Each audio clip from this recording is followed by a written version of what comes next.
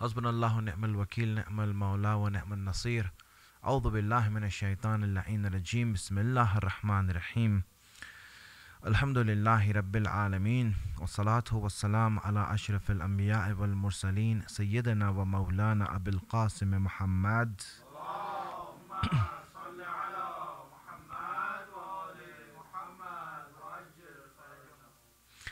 وعلى آله الطيبين الطاهرين المعصومين. The reason for our happiness, before we start to be motivated in order to live our life, the first basic reason for our happiness should be the importance that we give to life itself. Many times we look for happiness in places where which has to do with our desires or trying to fulfill our desires. Like we try to have fun by playing games or watching movies. For us, this is an enjoyment. Even before we get to that, our first source of enjoyment should be the importance that we give to life itself, not things that are related to life. This is very important for us to really understand. Someone who understands life leads it with a very high spirit. He leads it with a very high spirit. You look at it, he's always into life. He's always wanting more out of it. You see that he's a very high, his drive is higher than others. Because life has been understood by him, and because he understood that, that's why he's giving importance to it. Here, just few things I want to mention today. Again, as I speak and as I am trying to, for example, indulge in this subject, one of the important things for us also to understand before we get into any subject is the fact that no matter what advice we get from Allah and the prophets and the imams, no matter what instructions we get from him or from them, it will only have a positive effect on us if we have recognized ourselves and analyzed ourselves correctly. And in other words, we are real about what this is all about. Sometimes, because we are not real about things, then it affects us the wrong way. It rubs us the wrong way, or it makes us think something else than what the message is about. Why? Because we are not accurate in looking at our own self. Let me explain this a little bit and then I'll go on, inshallah, with the loud salawats.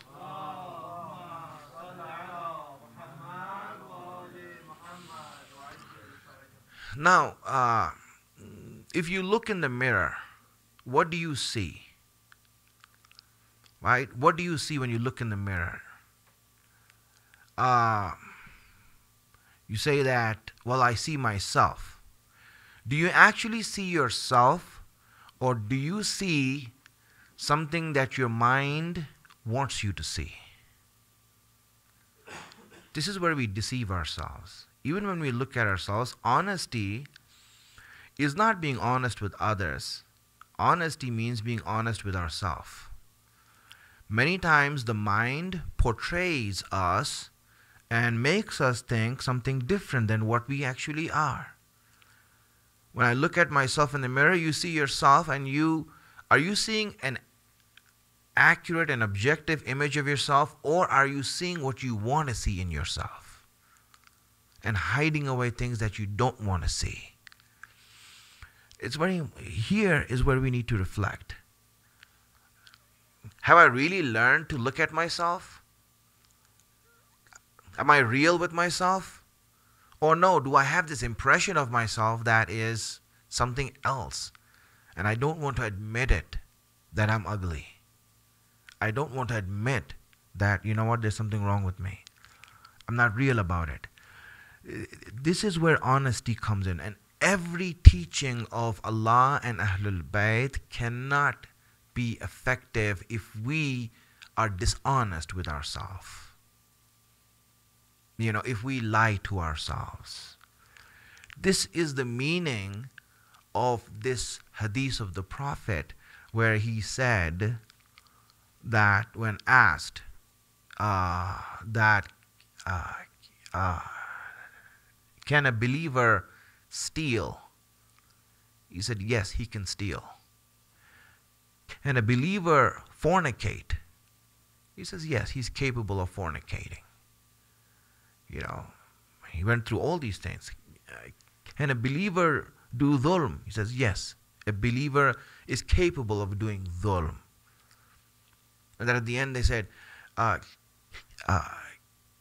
a believer lie? He says, no, a believer cannot lie. You see, more than adultery, more than fornication, more than the worst thing is lying. Because when you lie, you see, when you do all those things, if you do zina, for example, there's punishment for it, and you know what, you can hear a hadith and be affected by it, right, and change your life. If you do, for example, steal, if you steal something, this and that, right, there's, for example, rectification for it, you hear some nasihat and some advice, and then you are rectified by it. But when you lie to yourself, the problem is no advice is useful for you, because that advice is hitting you and you are taking it the wrong way, or it's not affecting you because you are not being honest with that, with yourself and that advice that's coming to you. The most important thing in Islamic teachings is being honest with who I am, right? Being honest with who I am. And this is the reason why, for example, when people looked at believers in time of Imam Ali and this and that, when you see them, right, you see those people who are believers. People like Malik Ashtar, people like Ammar Yasir and these type of people. When you looked at them, they were different than the people like Abu Musa Ash'ari. Abu Musa Ash'ari was the religious man of Kufa. He was very religious. Right? People respected him. In fact, they refused to listen to Imam Ali because of him. They said, listen, if he agrees, then we'll listen to you, Ali, because we see him as more religious than you are. Right? He's more religious than you are. Right? And the fact is that, Abu Musa Ash'ari was a person who was very, you can say, devoted to worship. Unlike, for example, Malik Ashtar, who was more devoted to Allah. Right? And that was the difference between the two. Right? One was more into, the practice of worship. One was more into the obedience to Allah. And these are two different things. And the fact that happens is that such people who lie to themselves end up becoming religious and not muttaqi. They end up becoming religious. They don't end up becoming muttaqi. Muttaqi is something else. Taqwa is something else than being religious. Right? Malik Ashtar was muttaqi. Malik Ashtar was muttaqi. Right? When, for example, Abu Musa Ash'ari refused to accept Imam Ali's orders to join the army, he said, no, we will not take part in this war, because on one side is Aisha, the wife of the Prophet, and al-Mu'mineen, and on the other side is Ali, and he's al-Mu'mineen, and hence, between al-Mu'mineen and al-Mu'mineen, we can't decide. So it's better to stay away from this sort of fitna and trouble, right? That's what he said.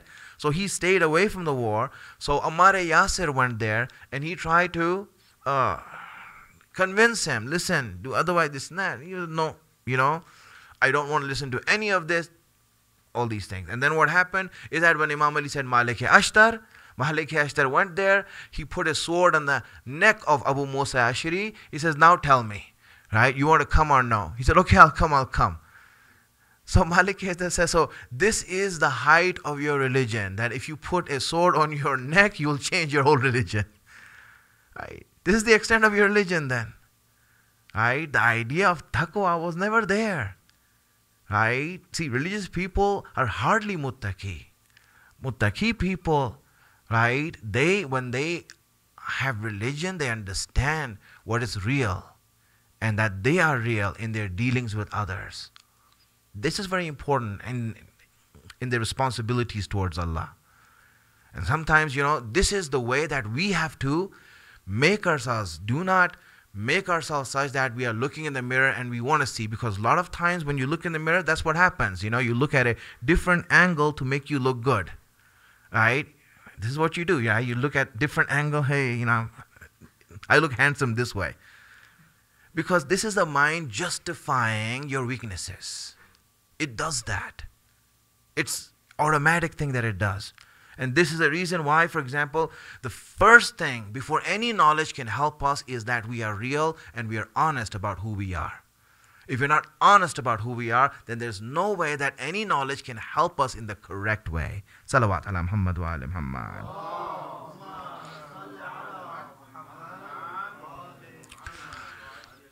So when we are speaking about life, my friends, most people don't comprehend the joy of life.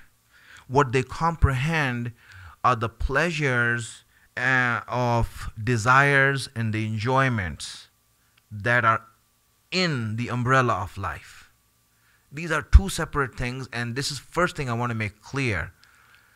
That many of us don't understand that life itself is enjoyable. Life itself, without anything that you do in it, is beautiful. Right? It is a blessing of Allah and it is meant for our enjoyment. This is the first thing in life. All the rest of the things we do, like we watch movies, we play games, we do all these other things, these are just things, that are inside and in the umbrella of life. But this should not be the major joy of life. That I love living because I can do all these things. Well, then you don't love living, you love doing those things. If you couldn't do them, then you would hate living. Really. Now imagine yourself, a person who likes to do so many things. He likes skydiving, he likes to go rafting, he likes to do all these fun things, mountain climbing. He's a exciting guy. And he says, I love life. No, you don't love life. You love these things that you're doing in life. If you were restricted from these things, now would you love life? If you weren't able to do these things, would you love life now? No, man, that would be horrible. Right? It would be, right? It would be horrible if a person like that is like, so this is not actually enjoying life. He has never understood what life is. That sort of a person never understood what life is. Because he hasn't learned to enjoy that life itself. He hasn't learned that life itself is enjoyable. And that's what we want to understand. Salawat ala Muhammad wa ala.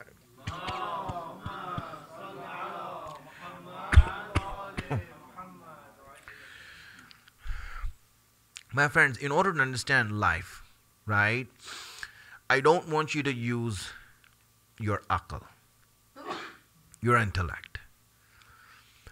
Because of the fact that comprehension is only for things that are restricted and limited. Things that don't have limitations cannot be comprehended by our intellect.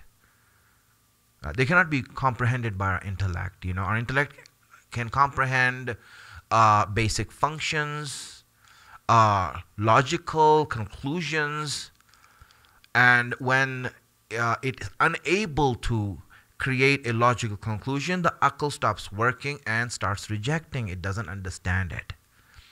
This is one of the reasons why when we look at our life, everyone's life, all human beings' life doesn't begin with intellect.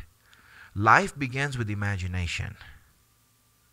Life begins with imagination. As a child, you don't use your aql to learn. As a child, you use your imagination to see. Right? When you look at things, you're imagining things. This is how it happens. You see, there's more imagination. Imagination is a power and a faculty that Allah has given us. Unfortunately, many people who become adults think that imagination is for kids. Let it be there, daydreaming, dreaming about things. This is a child stuff. It's not real. and they keep it aside, and that stops their growth. Because the akal can only tell you what's right, there. I'm not talking about akal here, because really I would change this statement a little bit. The reason I'll change it is this, I'll explain it in a way that would understand it. You see, my friends, akal is different than sense. A lot of people, they say that sense is akal or intellect. Intellect is being sensible. No, being sensible is something else. Being intellectual is something else. Having intelligence is something else. Right? Allah, He gave us intelligence, yes, to to achieve greatness. He gave us sense to help us stay away from harm. As an example, I'll give you, right? For example, if someone, right, wears a what do you call those safety things when you're on the boat? Life jacket. Thank you. If someone wears a life jacket on a boat, right, in the middle of an ocean, right, and you see him wearing a life jacket, he's wearing a life jacket, he's out there in the lake, wearing a life jacket. Now, what would you call that? Right? I mean, you don't look at such a person and say, man, he's such an intelligent person, he's wearing a life jacket. Right? I mean, you wouldn't say that. Right? You would say that he's a sensible person. He's wearing a life jacket. That's sensible. You see, intelligence is different than sensible. Right? Intelligence isn't there to help you decide between right and wrong. Right? Akal is not there to help you decide between right and wrong. Right? Or what is good and what is bad. Or truth and falsehood. Akal is not meant for that. Allah didn't give us akal for this reason. It would be wrong for Allah, to do that to us. Right? To give akal for this reason, right and wrong. No. Our sense is enough for that.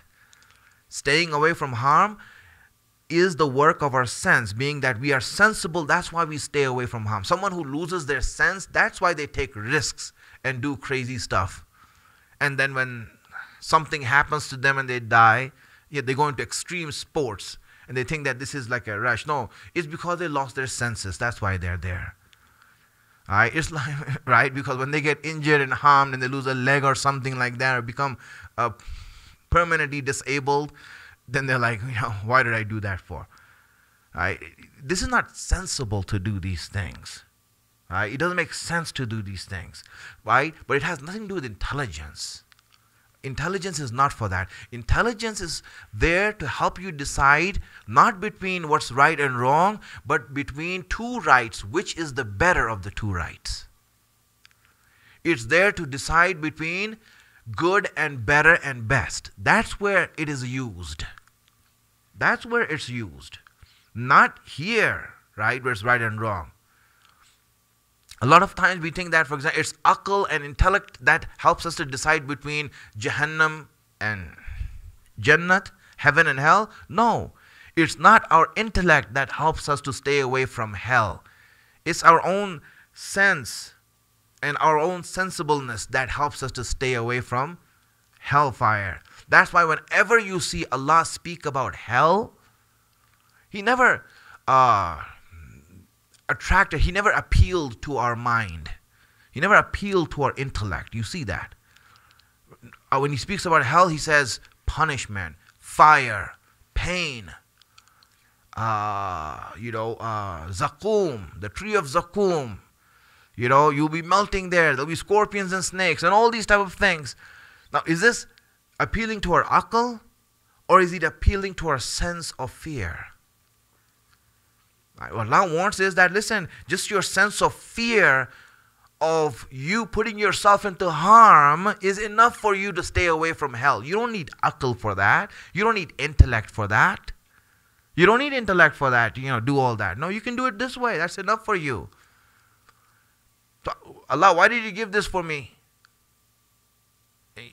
Allah, when He gave us akal, and akal is a very great thing that He gave us. And I'm explaining that. I don't know how I got into this tangent, but it's good because it's very helpful to understand many things in life. We explain it in a different way. We send a salawats.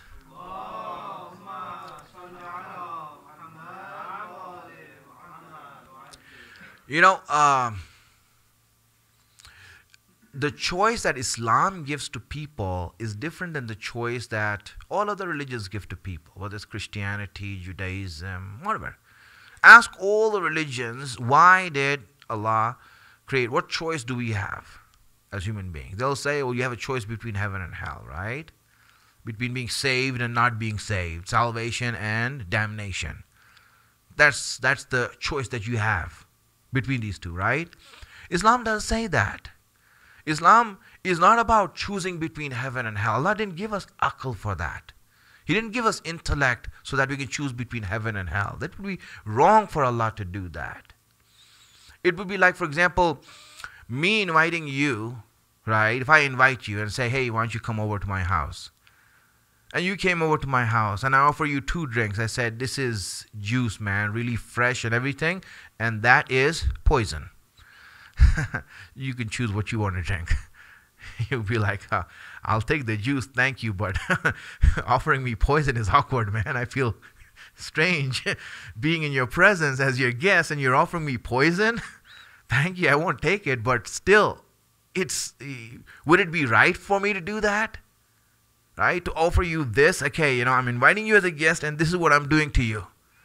It won't be right.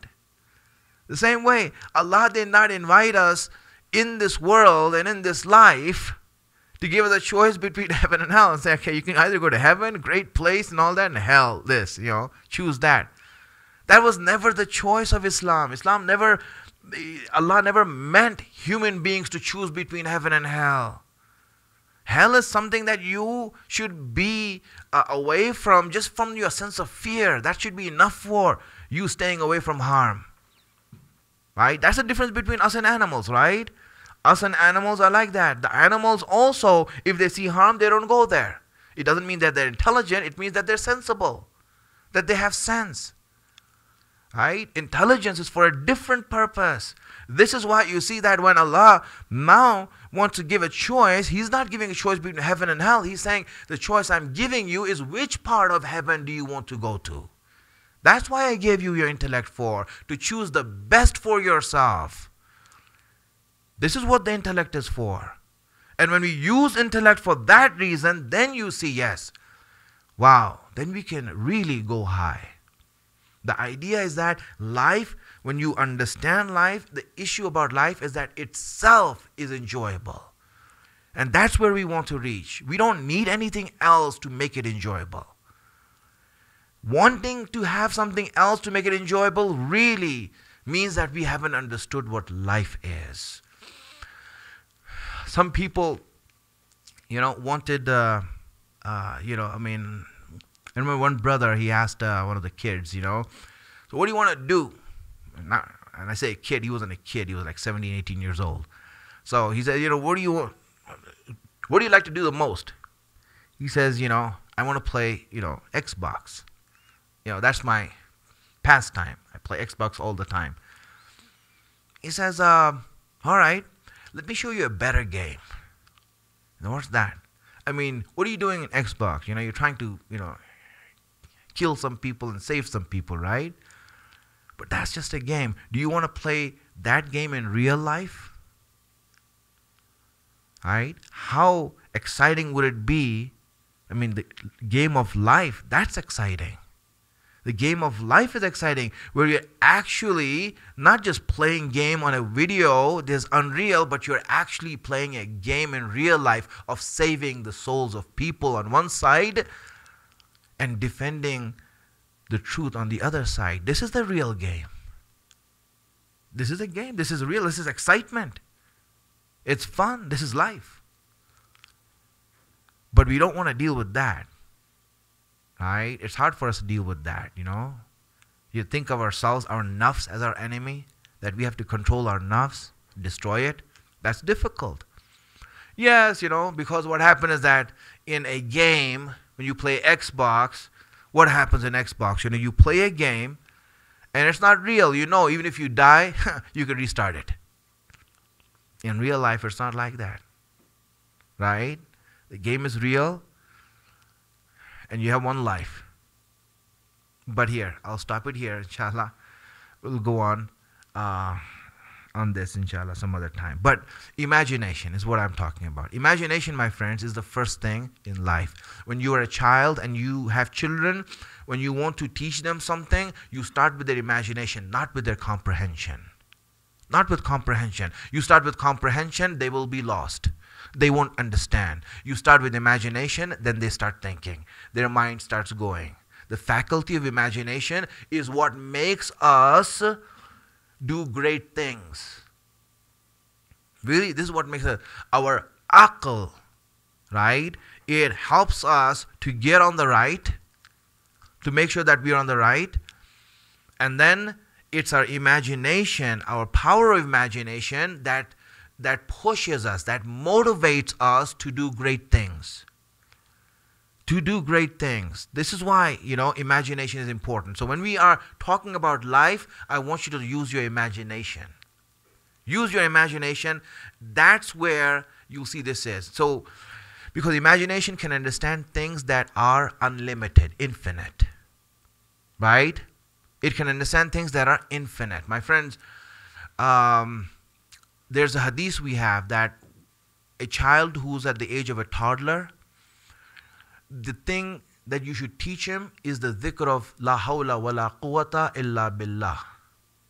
This is what you should teach the child at the beginning. La hawla wa la quwwata illa billah. When you look at that meaning of La hawla wa la quwwata, no power and no strength except for Allah, right? Now, this is depicting the infinite power of Allah. We can't even come close to comprehending that as adults, as having learned everything and all these things, we don't even know. But we are teaching that to the child because the idea is that because they're using their imagination, the imagination can comprehend that. Your aql cannot comprehend it. See, imagination can comprehend things that aql cannot. It can go further than the aql. This is the idea behind it. So now when we come to dunya and this life is in two phases. One is in this dunya, one is there, in akhirat. There are two phases of life. My friends, people who haven't understood life will make this dunya and this world, the life of this world, their goal. It's a very low goal. Those who haven't understood life always lower their goals in life and expectations in life. If you don't understand your life, then what is your goal? Ask anyone out there, what is your goal in life? He says, inshallah, I have a good, secure retirement. Right? In retirement, I don't want to end up begging or in the hands of others. This is your goal, right? Look at this goal. What is your goal? It all depends, on my IRA, this and that. This is what it's about. For those people who haven't understood life, my friends, life, the goals in life are so low that it's only limited to their next 40, 50 years. That's it. That's all it is for them. Really, this is all that they have for them. And such people who have these low goals, they need to understand they haven't understood life. If you ask me, what's your goal in life? Man, I just want to live a safe life and, that's it. That's your goal and this is it? It means you haven't understood life yet. Just why we should understand life. That we need one hadith for you, inshallah. We will end it for today. Alright, one hadith I'll read for you. My friends, tell me. If you go in front of the Prophet, right, to meet him, to say salam to him, would you like it if he turns his back on you and refuses to say salam? Right? How would that feel? This is Rasulullah, your link, your whole and soul. Right? If he turns his back on you, would you feel good about it? Right? Of course not, right? My friends, let me just tell you this one hadith from Rasulullah. And he speaks about turning his back. He says, فَأَعْرِضْ أَمَّنْ تَوَلَّ عَنْ ذِكْرِنَا. He says, turn your backs. When he's advising others, he's also turning his back. He says, turn your back on those people who turn their backs on our remembrance. The remembrance of Ahlul Bayt, If you see people turn away from the remembrance of Ahlul Bayt, then you turn your back to them. Right? Number one. And who are these people? Ya Rasulullah, who are these people who have turned away from Ahlul Bayt?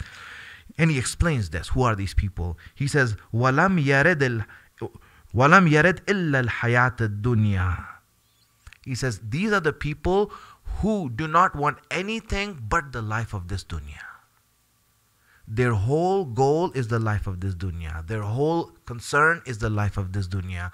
These are the people that when you see that their whole concern is this life, turn your back away and walk away from them. Because I do the same to them also. If they haven't understood life, if they haven't learned to appreciate life, and what life is, the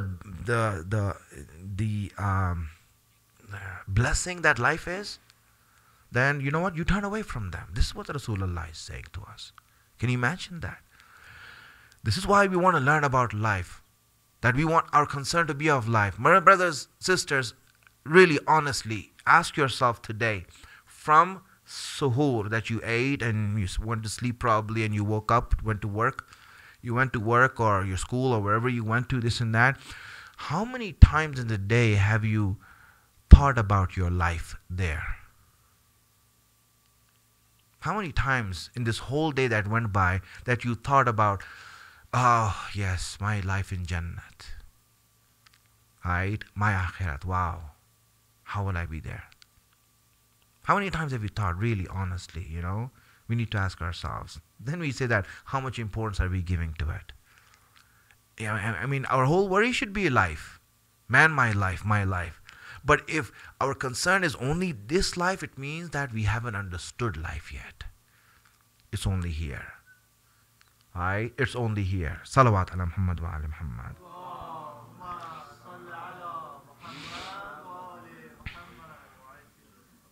All right.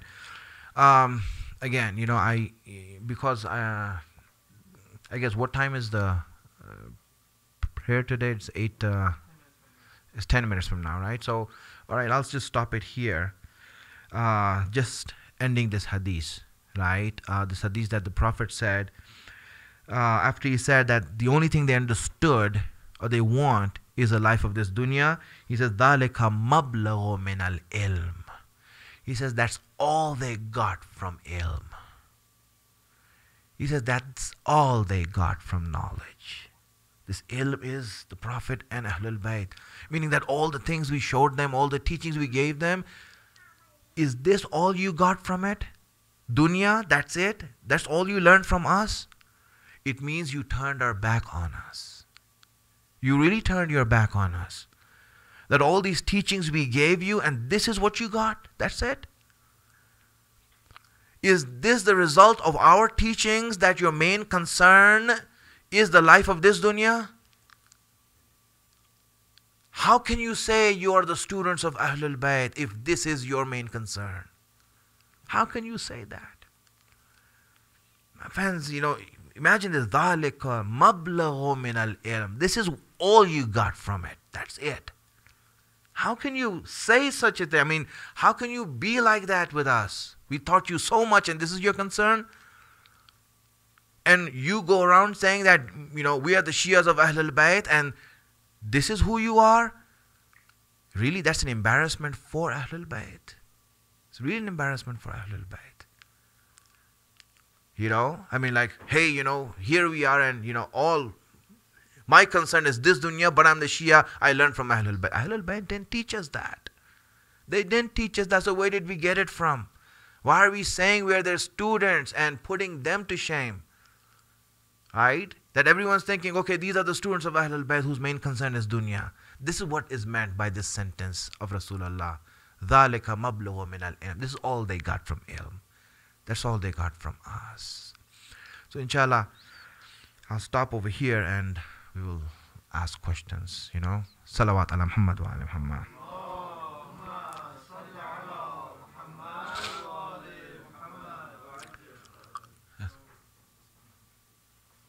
When we read Quran, sometimes we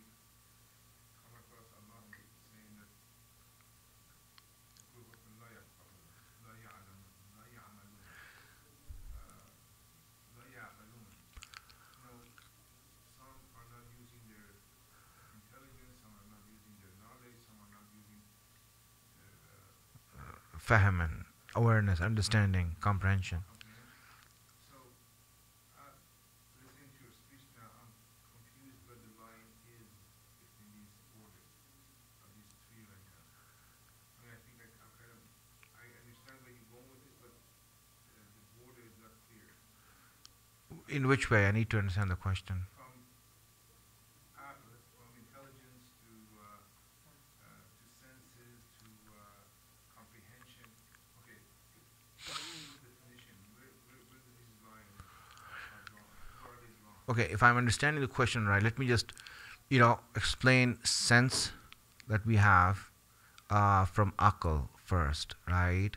Now, sense is, what prevents us from harm, right? For example, if we see, for example, a road that's broken, we don't go into it, not because we have akal, because we have sense, right? Animals do the same thing also. Sense, well, you can call it instinct, but instinct is based on sense, on instinct of fear, because the fear of harm is what's protecting you. If Allah didn't put that in there, then you would just walk into a window, right? You'd walk into a window and you'll get hurt. You won't get hurt, right? The issue is that Allah put a sense first inside ourselves, and He put it in animals also. This is the reason we are animals. Human beings are hayawan first. Then they're natik, meaning aql, right? Us being hayawan and animal, the animalistic quality that we have is that we have sense in us that protects us from harm, and the animals have the same thing. Animals don't have aql. So the aql is what helps us to decide between what's best for us, right? But okay, so kind of going based off of what he said, you said that in order to decide between heaven and hell, you really don't need your aql. Sense should be enough for that. Then why does the Quran talk about these people and say أَكْثَرُهُمْ لَا يَعْقِلُونَ? Why is it saying that they don't use their aql? Yes, the thing is that when aql is being, when yaqilun as a verb is being used, right? Yaqilun as a verb is being used, it's also used for senses, for your sense as a verb, right? When it's used as an ism, al-aql, then that's different. That is according to hadith we have, not according to lughat or language. According to hadith is the definition of aql, what the aql is for, right? What it's meant for. So Allah, He didn't make such a great creation that He praised, because, He told the aql, when He created aql, to move back, move forward, get up, sit down. Then He says, you know what? I love you and I'm going to make you, right? And I'm going to give you in the best place. And hence, this aql, right, is something for greater things, not to stay away from hell, right? To achieve a status in heaven. I'm fasting. I don't want to quote the hadith, so it would break my fast. But what I remember from No, asking a question is all right. is that there was Allah said in one. It said Allah said to Adam, because Allah created intelligence. Right. Said, because of you I will punish, and because of you I will Reward, yes. So that means aql is the Reasoning, yes. reason that Allah is going to punish or reward. Yes. So put that in the context of what we were talking about. Okay. How much time we have? Because I would explain it good. Yeah, something inshallah. Yeah, I can explain that, inshallah, well, where the aql fits in and how it is responsible for reward and punishment. Right. Yeah, right now, if I start, it's going to take long, and that's why, I think we'll end it here so we can go there and get ready for iftar. Though iftar, inshallah, I'm here, or inshallah, I'll explain it, when everyone comes tomorrow after the question and answers. This is the reason I wanted to stop the speech earlier, so we have enough time for question and answers, and people will have a lot of question and answers, inshallah. All right, then, let's make a Fatiha for the Shuhada and Marhumin and the tears. Bismillah, Allahumma salli ala. Bismillah, Rahman Rahim.